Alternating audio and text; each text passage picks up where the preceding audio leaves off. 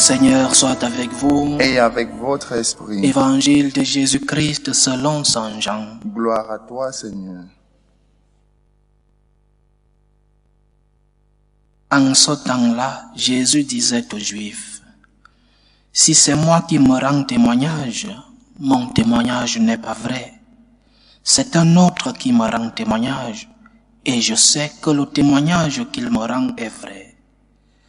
Vous avez envoyé une délégation auprès de Jean le Baptiste, et il a rendu témoignage à la vérité. Moi, ce n'est pas un homme que je reçois le témoignage, mais je parle ainsi pour que vous soyez sauvés.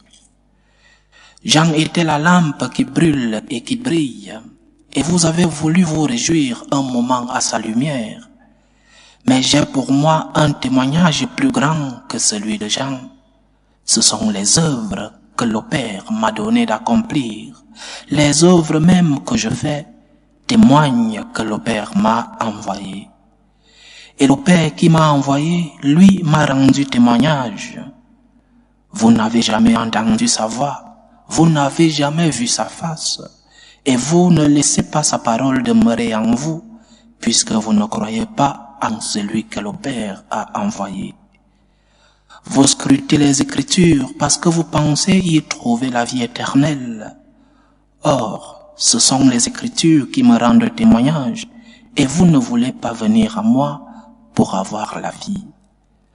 La gloire, je ne la reçois pas des hommes. D'ailleurs, je vous connais. Vous n'avez pas en vous l'amour de Dieu. Moi, je suis venu au nom de mon Père, et vous ne me recevez pas. Comment pourriez-vous croire, vous qui recevez votre gloire les uns des autres, et qui ne cherchez pas la gloire qui vient du Dieu unique? Ne pensez pas que c'est moi qui vous accuserai devant le Père. Votre accusateur, c'est Moïse, en qui vous avez mis votre espérance. Si vous croyez Moïse, vous me croirez aussi, car c'est à mon sujet qu'il a écrit.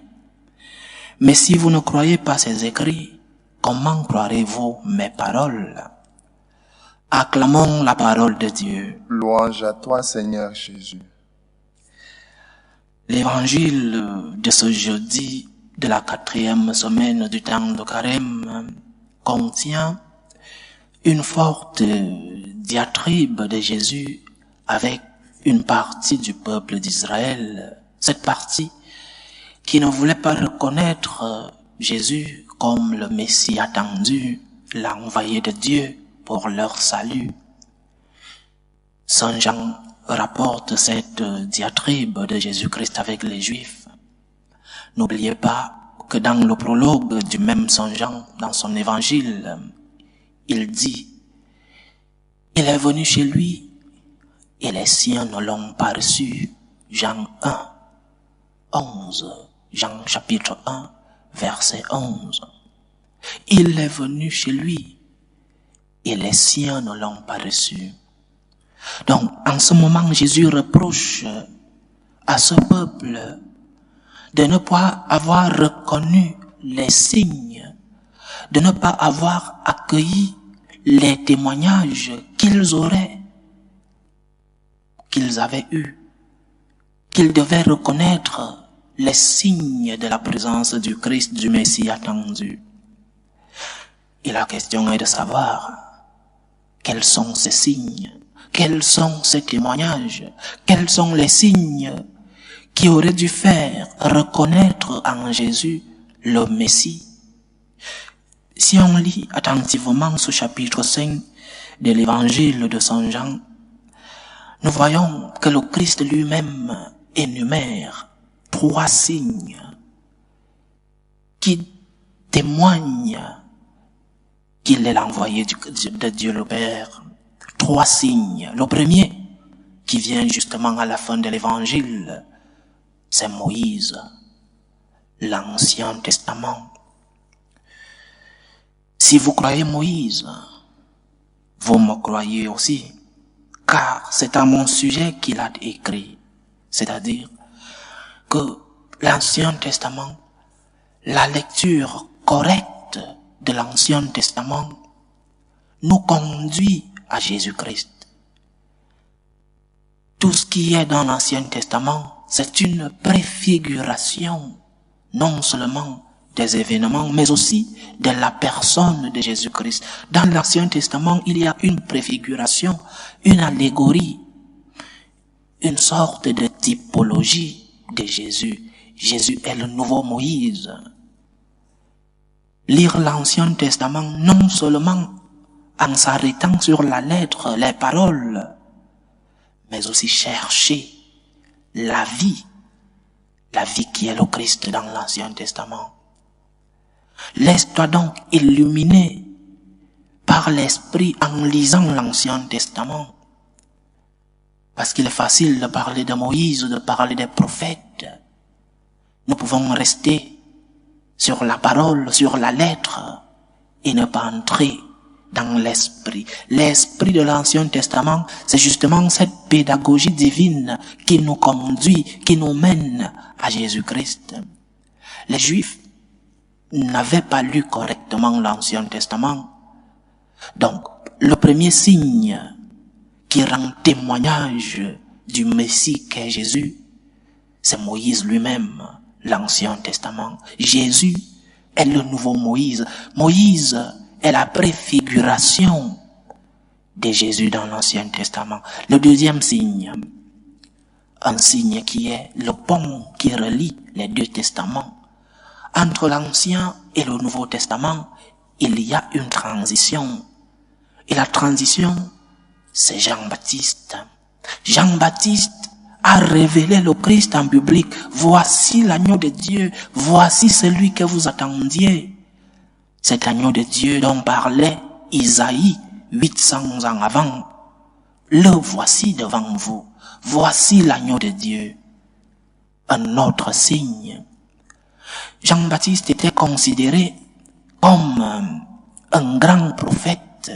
Il était vénéré par les Juifs.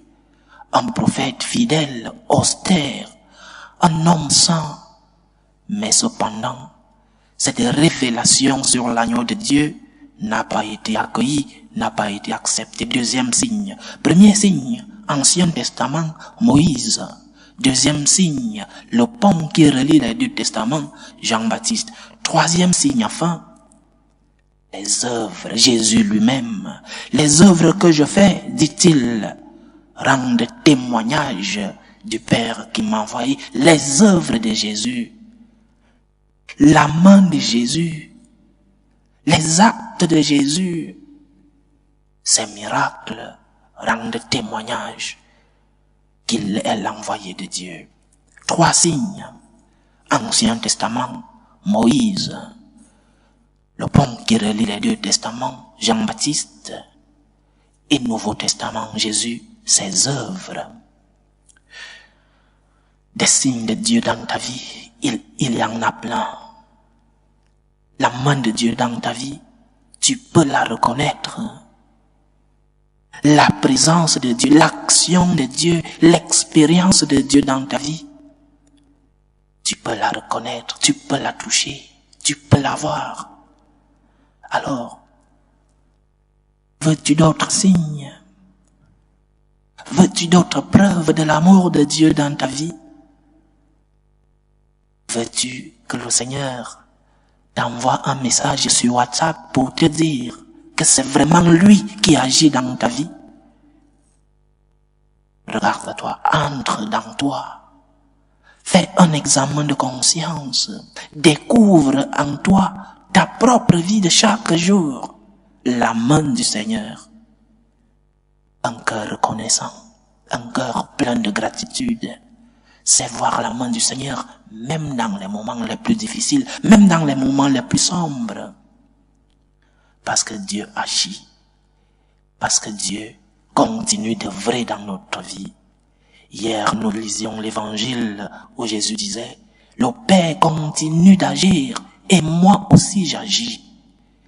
Le Père continue d'œuvrer en nous.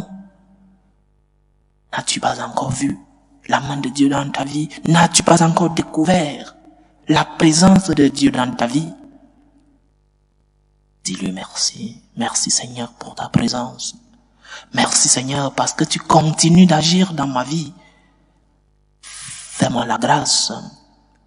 Ouvre les yeux de mon cœur pour que je puisse découvrir ces signes qui parfois sont ordinaires dans ma vie, ces signes qui parfois sont communs dans ma vie.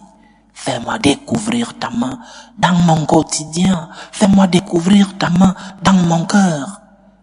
Fais-moi découvrir ta présence dans ma vie. Je ne te demande pas d'autres preuves, Seigneur, parce que j'en ai déjà. Je veux juste t'aimer, mon Dieu. Donne-moi la force, donne-moi la grâce pour que je puisse t'aimer davantage. Loué soit Jésus-Christ. À jamais.